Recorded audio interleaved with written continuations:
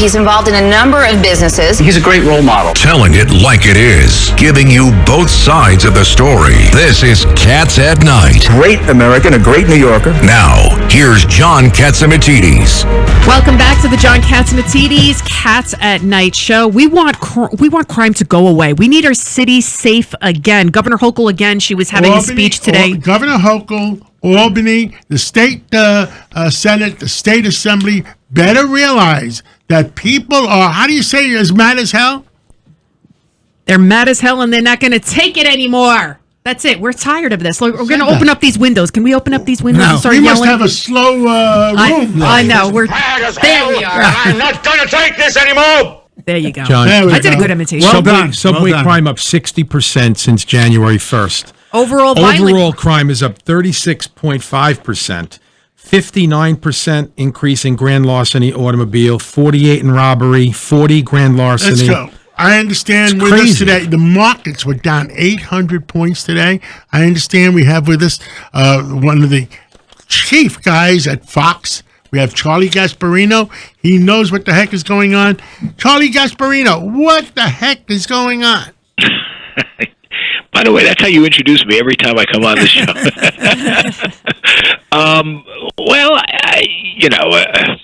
What is going on? The market is finally digesting the fact that the punch bowl is being taken away, and markets are well off their highs. Obviously, we've been seeing kind of a down pattern for a long time. Tech is trading off, and when the Fed stops, giving out candy, this is what's going to happen.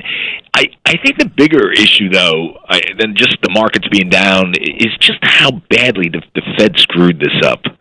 And now, because you can't have inflation. Inflation is like worse than a recession. It's not worse than a depression probably, but it's worse than a recession because it really, you're actually trying to work harder and making less money if you're the average person.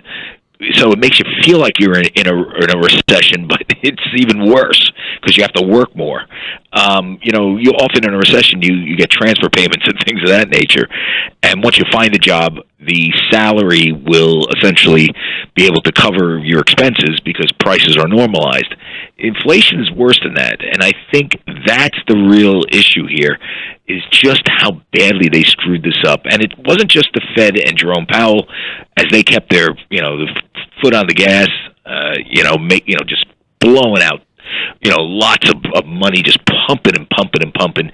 It's also the Democrats in Congress who just did blowout spending plans when we didn't need it. They tried to do even more.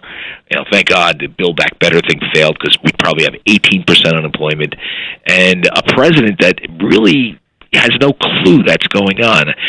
One of Joe Biden's great attributes, allegedly, was that he had experience. That's why, theoretically, he was supposed to be a good counter to Obama, who had very little executive experience. No executive experience, was a senator for a couple terms, I believe. Or maybe not even, maybe just one-term senator. Biden was supposed to bring this experience and knowledge. He really is clueless about what's going on, and it shows in how he frames the debate about inflation, what his policies are, and it's scary when you have someone who's clueless, and then you have Jerome Powell who's clueless too. Charlie, I've said it before. You've said it before. All they can do, they can solve inflation in 10 minutes. You make an announcement that you're opening up the spigots on oil in North America. And I got tears in my eyes. In North America, you open up the spigots, the price of oil will go down from 110 down to 55. And guess what? You'll solve the problem over the next 30, 60, 90 days. Probably. We probably have to normalize. Interest rates have to normalize, and that will squeeze the markets. You probably will squeeze out inflation a lot faster if you do that. Inflation will go away by, I would say, September if we turned on the spigots now. Now, by the way, a stock market correction is not the worst thing in the world here. It's a good buying opportunity. Meme stocks and FTs and SPACs. These were all invented because Jerome Powell just kept printing money and money and money.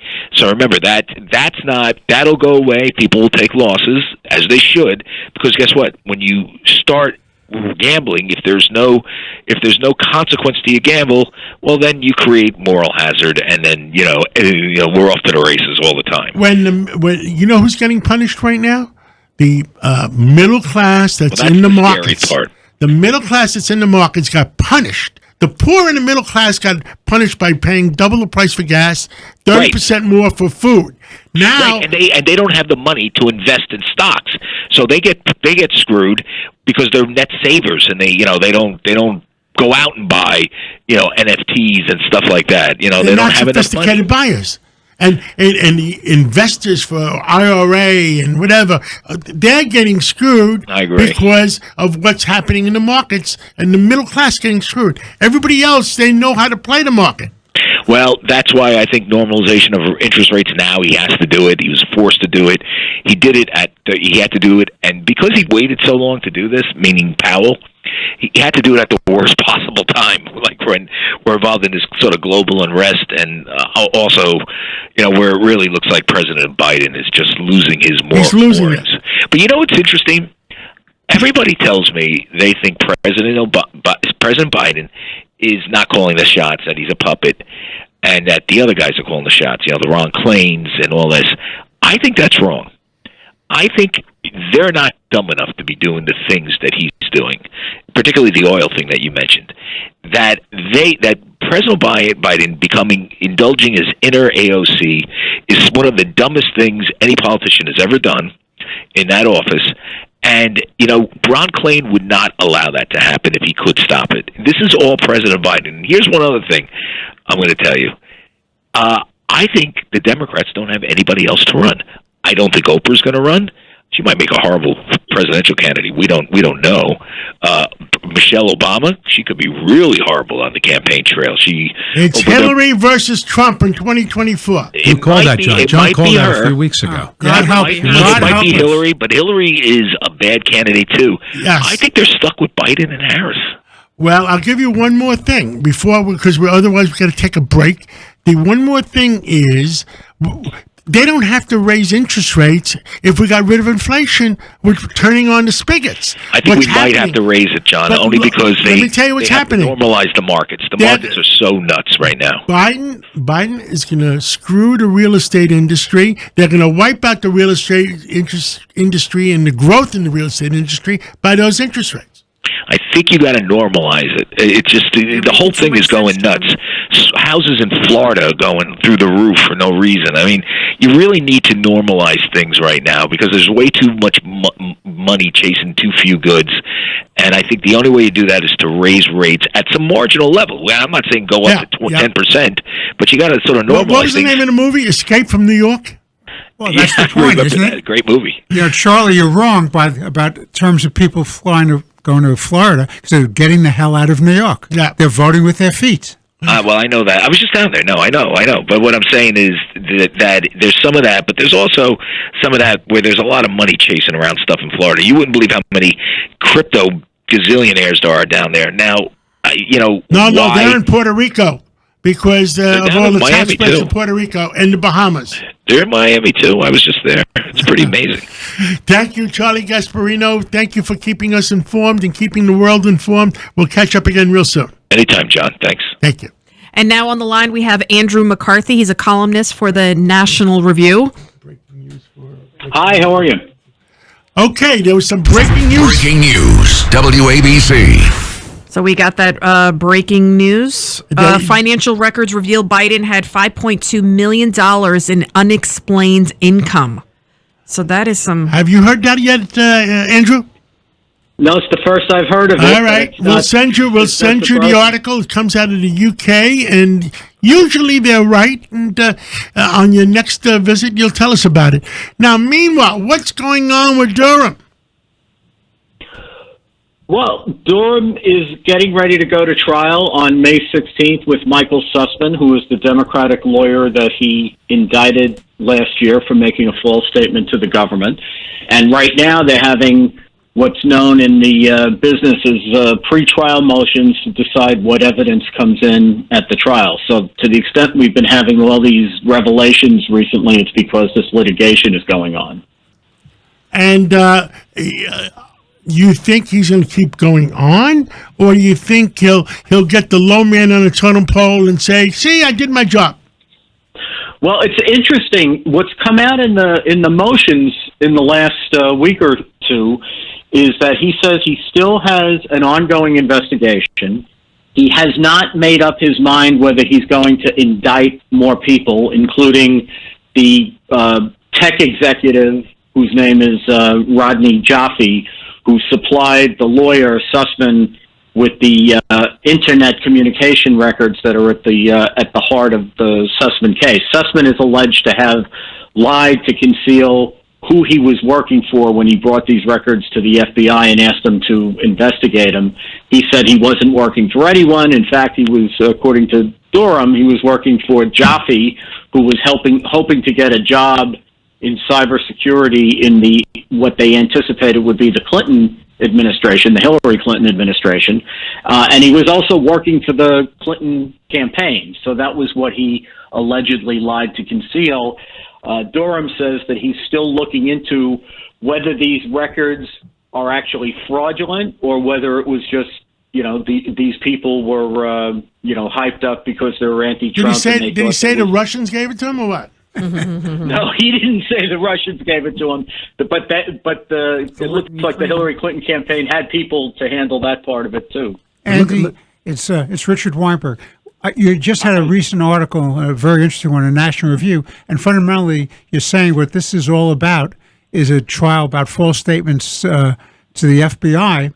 But how does this lead up to the larger conspiracy to subvert an administration and a campaign? Yeah, I'd be interested to what you think of this, because to me this is fascinating. It's a situation where the charge at issue. I'm not trying to say it's not a serious matter to lie to the FBI, but in the scheme of things, it's a pretty modest felony charge compared to what Durham says he otherwise wants to prove in the case, which is basically that there was this scheme that was driven by the Clinton campaign to portray Trump as a clandestine agent of Russia who had a covert back channel for messaging with the Kremlin, in the hope of getting the FBI to investigate that so that they could portray Trump for political purposes as under a big Justice Department investigation. So even though the thing that is mainly at issue in the trial is whether Durham lied when he said he wasn't representing someone, it comes in the context of this big, broad, very consequential alleged conspiracy arrangement. And the question is, how much of that will the judge let in at the trial? Because very often, prosecutors are allowed to prove evidence of crimes that haven't been charged if there's a relevant reason to do it in the case. Motivation? But motivations, that's exactly right, John. Motivation is one of the reasons.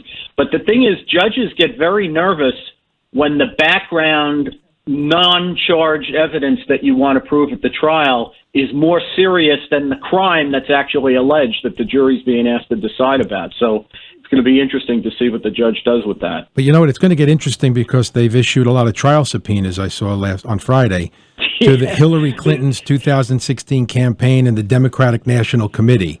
So I think things are going to get really heated and start to heat up here. I just want the truth. We want the truth, yeah. I don't think we're going to get the truth. I think it'll get heated, but it's also kind of amusing, and maybe this is just for those of us who are trial lawyers and have a little bit of a sense of humor about what goes on even in these high tension trials.